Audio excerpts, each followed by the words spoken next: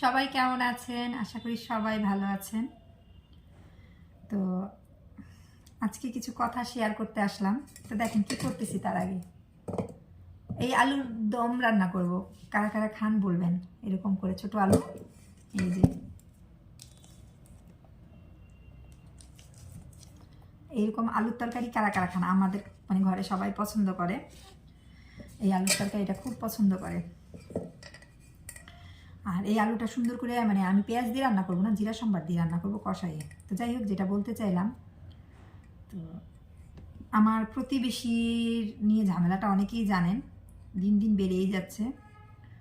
তো সব চিন্তা ভাবনা করে আমি ডিসিশন নিছি যে বাসাটা ছেড়েই দেব।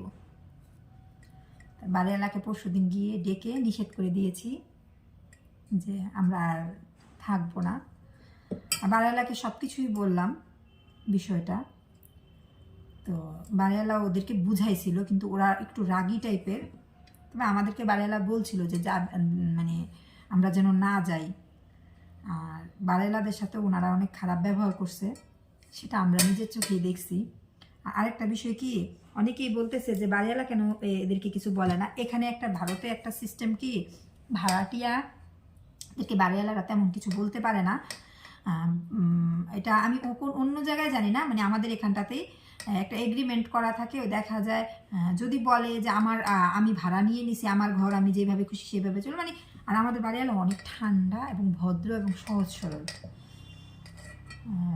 কোনো ঝামেলা, ঝগড়া ঝাঁটি, জোরে কথা বলা, মানে এগুলো পছন্দ করে না। আমি খুব মিস করব এদের, মানে এইরকম একটা বাড়িওয়ালা দাদা বৌদি। আমি এখান থেকে যে চলে যাব, এইরকম একটা দাদা বৌদিকে যে রেখে আমি যাব, এটা আমার খুব কষ্ট লাগতেছে। খুব ভালো মানুষ,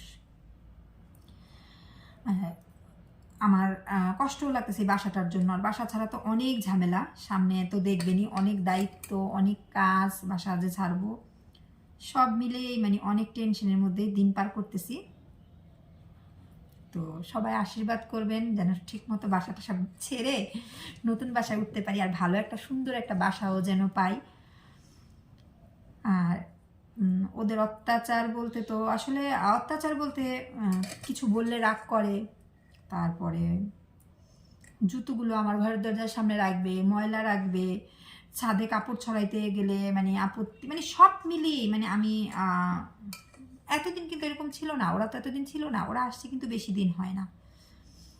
আমরাই পুরাতন ভাড়াটি, আমরা এই বাড়িতে প্রায় 3 বছর হয়ে গেছে, না 2.5 বছর হয়েছে। আর ওনারা আসছে মাত্র আজকে 4-5 মাস, দুর্গাপূজার কয়েকদিন আগে। তো সব মিলিয়েই ধরেন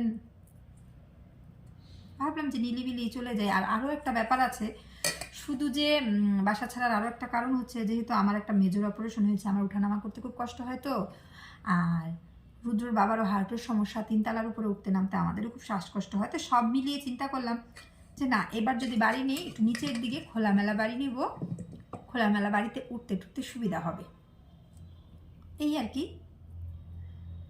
তো অবশ্য সব টোটালি মিলে আমরা বাসাটা ছেড়ে দিচ্ছি, এটাই। অনেকেই কমেন্ট করেছিলেন অনেক নেগেটিভভাবে, বা অনেক ভালোও করেছেন।